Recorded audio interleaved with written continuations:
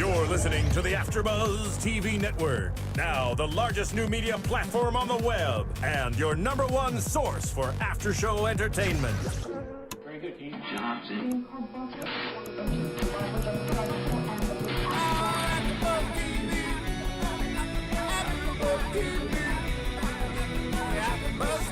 the Afterbuzz Studios in Los Angeles, California, presented by Maria Menounos and Bing.com, and streaming live thanks to Akamai Technologies. This is Afterbuzz at the Movies.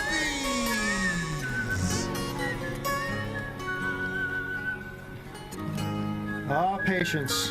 Hey, everybody. Bing is for doing, and what are we doing? We are doing Afterbuzz TV at the Movies, here to review the new rom-com romantic comedy with zombies, Warm Bodies. My name is John Campea. I'm actually the editor-in-chief over at AMC Theaters, AMC Movie News, and I'll just let everybody around the table introduce themselves as we're going to review this film, so go ahead. Hey guys, I'm Chris Lee Kennedy. Hi everyone, I'm Marissa Serafini.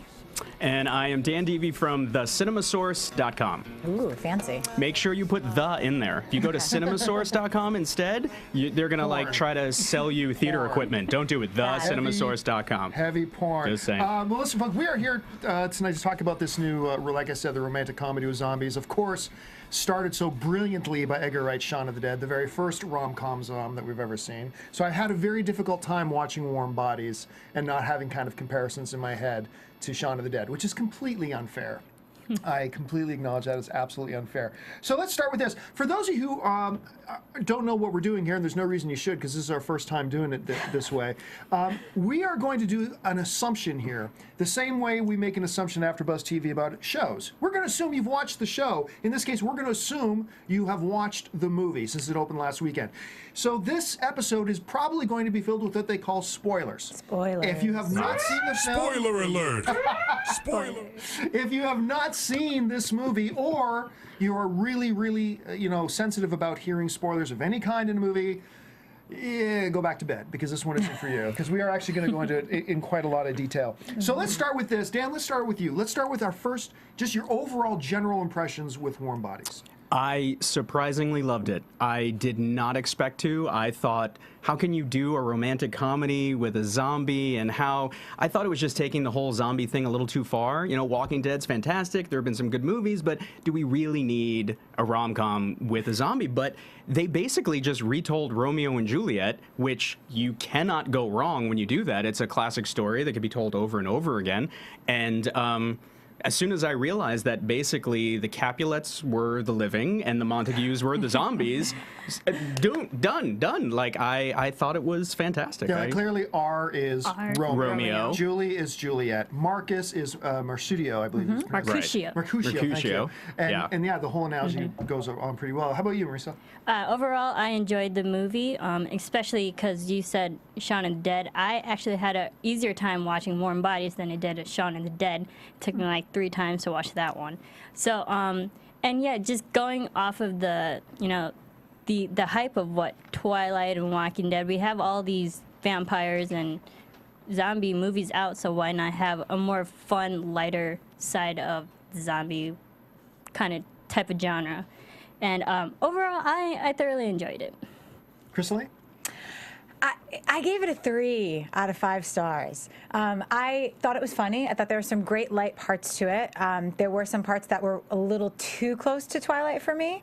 But as a whole, it was definitely entertaining. They were definitely hitting the mark that they were trying to reach, that whole group of people that really loves the Twihards and the young kids.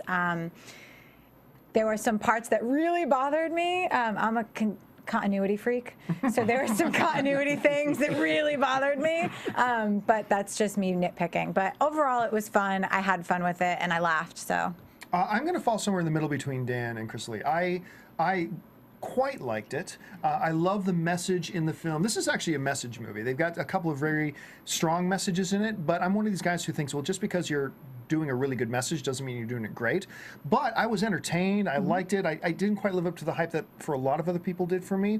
But still, I thought it was a really good time at the movies. I thought it was quite original. The Shaun of the Dead comparisons notwithstanding.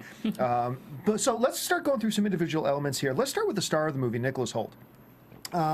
who we've seen recently in X-Men First Class, who I thought was terrific as Beast. We've got him again coming up, speaking of X-Men, we've got him again coming up in Bryan Singer's film Jack the Giant Slayer, which I got to admit, I didn't recognize him in the trailer. Of Jack the Giant Slayer. So here we come. He's coming in. He's taking on this big. This is his first film that he's really taken over, and this is his movie to lead. And this could be challenging. Playing a zombie is the easiest thing in the world. Playing a zombie who's starting to turn human again is not. And I gotta tell you, I think the performance of Nicholas in this film was the absolute strongest thing about it. He sold me on. For those of you who don't know yet, like he's this zombie who's just bit by bit, and spurred on a lot, of course, by the female antagonist, who we'll get to in a second, or protagonist, and he's becoming human. And so he's got to play this zombie with human characteristics. And it's not just the dialogue and the narration that he gives in the background that it's going on in his head, but even the way he carries himself and tries to talk, and his conversations with Rob Corddry, although we'll get to them in a second here. I thought he was fantastic in this. My interest level after watching Warm Bodies in Jack the Giant Slayer just jumped about 60%. Knowing that he's leading the film. So that was really interesting to me. Dan, what about you? Yeah, I mean, he's a fantastic actor. Anyone who saw him in A Single Man, I mean, he's a great actor. And when you see a movie like this, you kind of expect, or when you hear that this movie is being made, you don't necessarily expect them to be really talented actors. But to your point about, the message of the movie that I really loved, the thing that made me love it is that at the end of this movie, they are cured, and we see zombie stories and they happen, and there's no cure for it. There's no end to it. You just have to make sure you don't die so it doesn't happen to you. But in this, there's a cure, and that cure is love, and love conquers all in this movie. And when was the last time you saw a movie that had as simple and sweet a message as that? Like, yes, it seems impossible. It seems like we're not going to be able to survive whatever this is. But you know what? If you love strong enough and hard enough, you will eventually feel better. And I just thought that was great. We never see things like that. And I have to see so many movies. I love leaving the theater feeling good about myself and good about humanity, and that we're not going to all kill each other in the end, that there is some hope. So I love that aspect of it. I thought that was a little cheesy. I can't lie. I wish there was Do you not something. love love? I guess, yeah, maybe not. I don't know. I guess the hopeless romantic in me was not there when I watched this movie. That was the one thing that I was like, I just wish there was something more to like the hand holding that got them to see something. I don't know. I mean, I've never seen a scary movie in my life. I will admittedly say that. So I have no prior history of zombies until this movie. So maybe I wanted them to be a little harder. But that was the only cheese that I found, was that love was going to cure the zombie. Surprisingly, I got to agree with you, Dan, on that. And the reason why is because it kind of makes sense. Because if these zombies are really just human beings, but like their humanity is gone, what more to start to spark the reignition of humanity with them if it's not love? Right. Because everything else is a primal drive, right? To feed, to survive, whatever. But then love comes, and I like the way visually they illustrated that. When they do it, granted, it sounds really cheesy, but when you suddenly can now transparently see into their chests, and you see their heart, and all of a sudden, boom, boom, one heartbeat. Yeah. And it's like, visually, that's a great cue. And it is a sweet little message. Yes, it's cheesy, but yes, it's sweet. Oh, yeah, it's totally cheesy. The cheese factor is definitely there. I'm just saying that I like the cheese. Like, I forgave the cheese in this because it is such a great message that we just don't get to see That anymore. heartbeat reminded me of The Grinch Who Stole Christmas. Yes. Exactly. So, exactly. And at the end of that movie, you're rooting for the Grinch to become a better person. Yeah. And even with these zombies or corpse, because throughout the whole movie they were more referenced as corpse, which is, Right. being in the bodies of a dead human. So, like, even at the beginning, there were human qualities still there. They're wearing human clothes, especially he's wearing, and I noticed he was wearing a red hoodie, and all the other corpses were wearing, like, black or really dark colors, and he was the only one that had color to him. Right. So he had more emotion, like, more love, especially red. And so just at the beginning, like, there were still human qualities, and you were just waiting for them to change back into human. Yeah, and you had to not give up, which is part of the message that I really like, because we're so used to seeing worst case scenarios and how dark and edgy can things be. And, you know, you become a zombie. Well, I give up. They don't give up. They keep fighting. For love. Come on, for love. Give me the cheese. Give me a cheese sandwich. It tastes good. But getting back to that point, one of the things this highlights one of the things I really appreciate about Warm Bodies. Look, I'm actually kind of tired of zombie movies because they're all the same. It's always the same thing, exactly the same over and over and over again. But, and boy, this is going to sound weird. The thing I appreciate about Warm Zombies is kind of like the one element that I actually appreciate about the Twilight series of films. And the one thing I appreciate about the Twilight series of films is that they were not afraid to go in and take the standard mythology of what vampires are and fool with it a bit and mix it up and change it a bit. And wait a minute. So vampires, like, they don't burn in sunlight. They do this. Okay, maybe that was stupid. They sparkle. But you know what? I was waiting for that. Applaud the daringness to do something different. Hey, each one of them has their own unique vampire ability, which makes them nothing more than, you know, poor man's X-Men. But still, the fact they were doing that. And I love the idea. When have we ever seen a zombie movie where the zombies can actually be cured? Yeah. Can actually be cured and changed back. And I thought that was terrific. Now, let's talk about the villains in the film for a Well, second. before we do that, I'd really like to hear what else you liked about Twilight. You know, I have to Just touch on curious. this. I have to touch on the Twilight thing because going into the film, as soon as I saw Summit, I thought Twilight, and even the beginning of the movie, the writing was very similar to Twilight. There were a lot of shots that were the same as Twilight, which bothered me a little because I know that that's the market that they're really going for.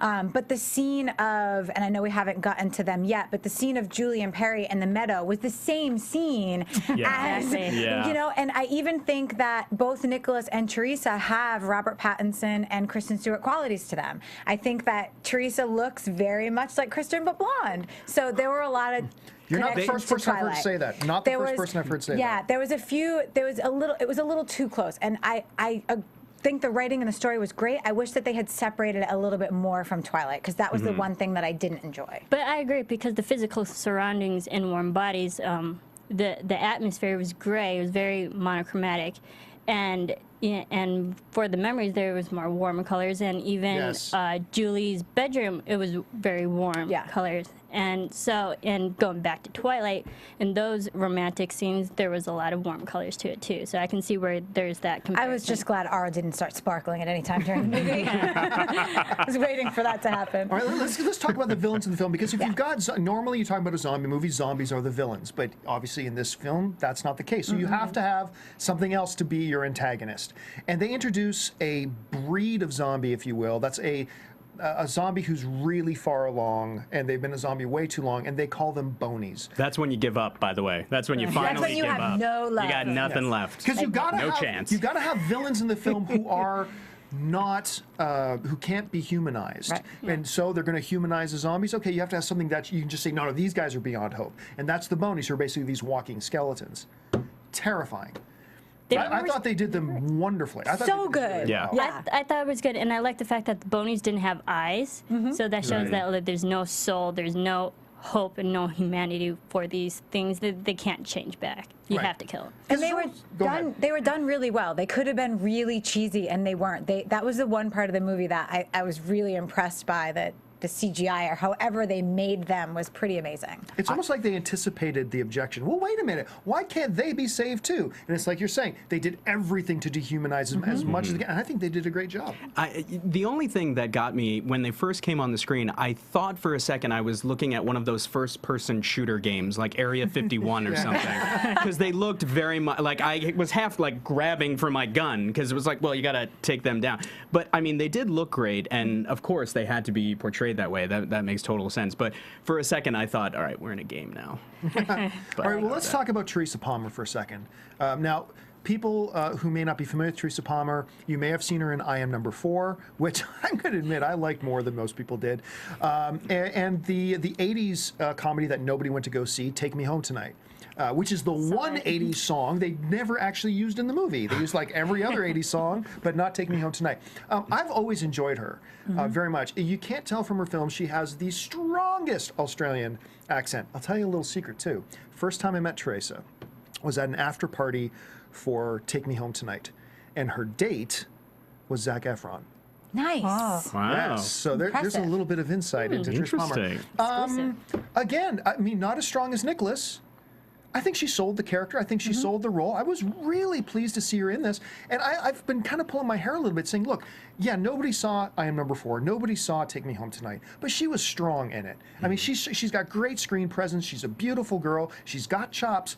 I hope she can do something that will, kind of launch her a little bit further into her career. And I think this might be the movie to do it. So, I don't know. Am I the only one? Like, I love Trace in this. I saw both of those movies, Take Me Home Tonight, and I love that movie, I by the enjoyed way. both. I gotta say, Tracy Palmer in Warm Bodies, she does have a lot of characteristics and mannerisms that reminded me of Kristen Stewart in Twilight, and I had a hard time like separating the two, and like it just kept seeing Bella. Really? Yeah. Really? I just kept seeing Bella. I was Oh my like, God, that's interesting. That's the female perspective seems to be agreed on that, and I think the male perspective is a little like I didn't see any because Kristen Stewart is just sorry, is terrible. But Kristen Stewart as Bella, not in any of her other films, just as It's Bella. the same They thing. had It's I've never seen her as anything other than like Panic Room. She was different in Panic Room. She was also 12. touche, sir, touche. They have the same mannerisms even with their hands when they get awkward and uncomfortable. They start playing with their fingers. Really? I noticed that. Yeah. when she was cuddling up on like in the chair, just See, it was that's why you didn't enjoy the cheese. You were paying attention to the wrong things. You were focusing Fetal on the bad position stuff. I was nitpicking a little Yeah. bit. But I see can't a lot more life in Tracy Palmer than I So much Yes. more. Yes. Oh my God. There are more she- emotions Yeah, and I more agree. layers to Teresa Palmer's character. And Trace was very believable in the part. Like, you believed that she was scared when she was scared. You believed that when she finally fell in love with him, like, she was sitting talking to her friend and saying, like, I kind of miss him. It's an Yeah, you it was a felt nice the scene. awkwardness. Yeah. You really, I mean, I thought she was great. And you know what? I'm going to feel really bad here. I've even got the IMDb page open, but I'm not going to look it up. Aaliyah Tipton, is that who it is? The girl who plays her best friend. Yeah. I have not seen her in anything since she was in Crazy Stupid Love. I loved her in that, and I've been wondering why I haven't seen her pop up. So it was really cool to see her pop in this. I think John Malkovich he's your stereotypical disapproving hard-ass dad. I mean, Yeah. nothing positive or negative to say about there. He was who he was. I thought, let's talk about Corddry just for a second before we get to the negatives of this film. When Corddry first comes on screen, my first fear was, I'm just going to see Rob Corddry. I'm just going to see the Hot Tub Time Machine guy. That's all I'm going to see. And you know what? That's true. But he makes it work. It becomes really, really funny. And his interactions with R in this were just priceless. And even the way they would grunt at each other. That scene where they're just grunting bar, at each at the other. beginning. Oh, my word. I just thought that worked. And what's his line? Those bitches? Bitches are crazy or something. He says Bitches something. be crazy. Bitches be crazy. As a zombie, it's like, bravo, sir. Well Bravo. done. Very well done. That's one of the things I really enjoyed about the film was the writing was amazing. Like, I mean, R's internal monologue was you felt for him and you laughed with him and you were like, aw, at parts. The writing was brilliant on this, and I felt like that was what made it more enjoyable for me was that despite the cheese and despite the continuity, the writing was really good, so it did keep you entertained and it made you laugh at the right parts, and the whole theater laughed. It wasn't just us. Like, we were laughing at some of the other stuff, but the whole theater laughed together and I think that, I mean, the writers were brilliant. Yeah, and I love when mentioning the sweater that he's wearing, how he says, like, based on my wardrobe, I'm pretty sure I was an underachiever. Yeah. I don't remember what my job was, but Unemployed. like, I thought that was great. So many great lines from a guy who can't talk. It's just, really well done. And you talked about the fact that it was loosely based on Romeo and Juliet, and Right. and you can't go wrong with the story, but yet people have gone wrong with the story. Yeah, Where they've done a really bad job, Yeah. and this wasn't a bad job of that. It was kind of impressive. You mentioned some of the great lines in the film. One of my favorites from R, he's talking about the Bonies and about how they're really vicious killers. And he says, they'll eat anything with a heartbeat. Well, I mean, so will I, but at least I'm conflicted about it. Yeah. Right. It's Yes. such a great thing. Okay, well, let's get to some of the negatives about the film, because one of the things you guys will learn about me really quick is that even if I love a film, I'm very open about, okay, yeah, but it had weaknesses. It's not me being a hater. I still really like the film, but let's be honest about the weaknesses. Two things that jump out at me, I want to get your guys' impressions on this. Number one, they seem to introduce this theme near the beginning when he's on the escalator, you hear him thinking, saying, "Oh, I wish I could be human because then I could have connection with people." And those living people sure could do that, but all the living people are just looking at their phones and devices. So it seemed like there was going to be this theme about, you know, connection and humanity and stuff like that. But I felt they really let that slide. My second big problem with the film comes with Little Franco, where man, Davey. no, and I love David. Man, she got over him dying really fast. I mean, like after Not fought even a and tear. gone. It's like really Not even a couldn't have tear. played that a bit more. Like, what do you guys think about that, or were there other problems you saw? That actually was the one thing that I completely understood, was they showed that scene of the people in the airports, which was obviously in the past, hustling and bustling on their phones. They're talking about communicating and relating to one another, but yet in real life, that's what we do, is we're all on our phones.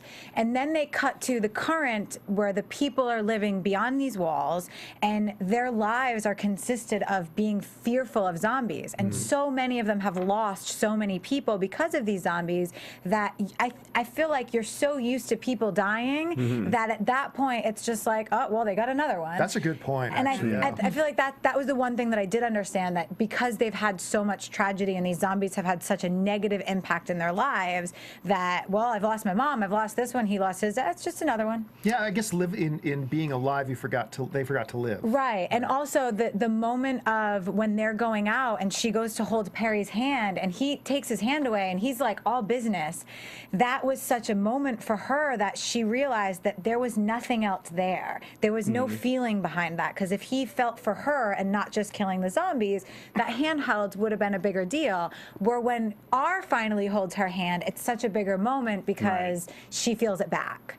She also is so incredibly strong, and let's face it, Franco's character, not a tough guy. No. Like, he forces himself to try to learn to become a tough guy, even though he's not, which I think is one of the great things about the film, is that gender reversal, because when you see the two of them together, she's playing the more masculine role and he's playing the more feminine role. She's leading him, like, let's go this way, and he's like, I don't want to go that way. Yeah. Follow the rules. So I think there was that disconnect between the two, and they say that women are always looking for their fathers, and her father is an incredibly strong, not pretending, but a strong man, and Franco wasn't. And then you've got someone like Nicholas who comes along, who comes along, who is so strong that and strong in a different way, not in a military way, but, strong with love. And he's able to do something with love that no one's ever done before. So for me, he was just such a better fit for her and kind of what she was looking for.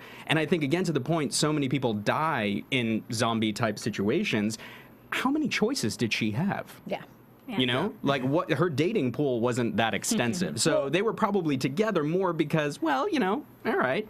And in that scene with her friend, she says that. She's like, I know dating's kind of hard because everybody's dying, but a zombie? But they seem to go to great lengths to show that in his memories, as R's eating his brains and he's seeing his memories, there seemed to be genuine love between, Franco and her. They seemed to be genuine, but he was like, and one of the things I like about this film is normally in movies, the ex-boyfriend or the current boyfriend of the girl that the hero wants to date is usually a douchebag. They make him out to have some big, huge character flaw. And I love the fact that, no, Franco was loyal, dedicated, dutiful, like all these good things, which only kind of heightened for me when he died. She's like, oh, I'm sad. Well, you're cute.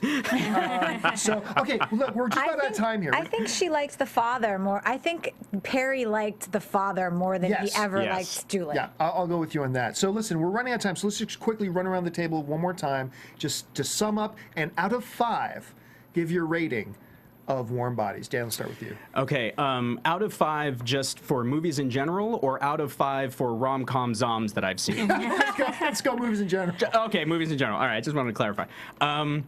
I thought it was really good. I think it has a great message behind it. Again, we haven't seen a lot of it. I think that probably the only negative that comes to my mind that you mentioned before is that message of being disconnected in society now with our phones and stuff. I think they could have done more with that, because that's a really interesting thing to explore. But I like that it was in there. I love the optimism of the movie, and I thought the cast was great. Even though Franco was there for 5 seconds, never complain having to look at him. So I give it a 4. All right. I'm gonna have to say 3.5. For a zombie movie, you kind of want to see a lot of deaths, a lot of decapitating of zombies, and we did get that near the end where they're all fighting. But I thought there was going to be a lot more action, and we only got a little bit of it. And for like the beginning of the movie, I kind of had a hard time getting into it. I thought a lot of scenes were a slow pace, and I thought they kind of lasted a little bit too long. But overall, it was a nice, feel-good movie. But is it award-winning? No. No. But for a nice, fun movie just to watch, yeah, 3.5. Chrisley? I'm going to go with 3 stars. I think that it was entertaining. I think that it was funny. I think that the actors were great. My 2 biggest problems with the movie were, one, I wish that at some point in R's inner monologue he would have addressed the physical changes that we saw. Because at the beginning, when I saw the scar and his lip was all of a sudden gone, I was like, wait, bad makeup. Why is the scar gone? But then as this movie progressed, you realize that as he was becoming more human, he was literally becoming more human and healing. So I wish that his inner monologue had addressed that, because I think that got lost a little bit. And the second thing that I hated was the BMW that they crashed into a car and mutilated, but then in the next scene, it was all fixed. It was good to go. It was good to go. So that, that's Dukes a of Hazzard continuity style. thing for me. But, All right, and I am going to give the correct answer. The correct answer to this is 3 3/4 of a star. Okay. I really enjoyed that. I think it was bold. I think it was very creative. I think it took a really fresh look at a very tired genre. I love the integration of the Romeo and Juliet motif into it. I think the performances were strong. I do wish they had taken advantage of that opportunity to go on to the message of the film a little bit more. A few little iffy issues like getting over the dead guy really fast. Wait a minute, the Boney started to smell Corddry's heart beating. How did he get out? He said, oh, they chased me away. No, they were face to face. They were about to kill you. But little things like that. But overall, I thought it was a really good movie, and I'm going to recommend people run out and see. But hey, listen, folks. Oh, wait, I'm sorry. Before you go, there's just one other scene, and I can't believe no one else has mentioned it, that I want to bring up. The scene when she's in the bedroom and he's on the floor and she's kind of, getting undressed and getting in there. I actually asked Nicholas this question at the junket, and his answer was interesting. I said, I was into the movie. I get it, suspension of disbelief, but I'm sitting there watching this, and he's getting all excited, like, ooh, maybe he's going to get some action, maybe something's going to happen. He has no blood flow. What can happen? Like, what are you hoping for? And his answer was, it was more of like a, love and respect kind of a thing. He wasn't trying to get laid. But just for that one scene, I was like, no blood flow, nothing going to happen. But at the end of the movie, his blood was flowing. That's true. Yes, by then, everything was working completely properly. But listen, folks, what we'd like you to do at this point is jump on over, and you can find us on iTunes. Go on over there and search for us there. And don't forget, the most important part of all this is what you have to say. Let us know your thoughts on Warm Bodies, and give us suggestions and comments about how you think we can improve this show. Thanks again for joining us. For everybody at this table, my name is John Campea, and until next time, we'll see you later. From Bing.com, executive producers Maria Menounos, Kevin Undergaro, Phil Svitek, and the entire Afterbuzz TV staff, we would like to thank you for listening to the Afterbuzz TV network. To watch or listen to other after shows and post comments or questions, be sure to visit AfterbuzzTV.com. I'm Sir Richard Wentworth, and this has been a presentation of Afterbuzz TV. Buzz you later. The views expressed herein are those of the hosts only and do not necessarily reflect the views of AfterBuzz TV or its owners or principals.